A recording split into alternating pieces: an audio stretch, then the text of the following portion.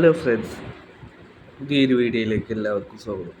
നമുക്കറിയാം, T20 world cup തുടങ്ങിയിരിക്കുകയാണ്. ഇന്ത്യയുടെ ആദ്യത്തെ ഗ്രൂപ്പ് ഘട്ട മത്സരം ഇന്ന് നടക്കും.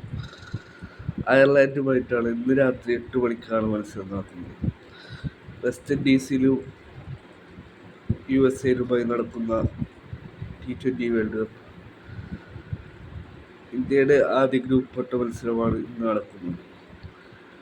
ഇന്ത്യക്ക് അവസാനമായി ഒരു ICC കിരീടം സ്വന്തമാക്കാൻ കഴിഞ്ഞത് അത് ധോണിക്ക് കീഴിലാണ്.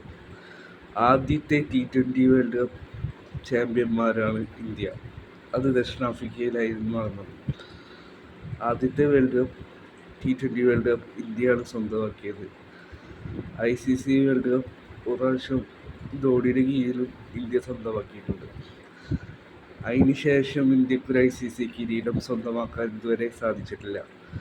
കഴിഞ്ഞ ODIs ഫൈനലിലെത്തിയെങ്കിലും ഓസ്ട്രേലിയയോട് ഇന്ത്യ പരാജയപ്പെടുകയാണ് ഉണ്ടായത്.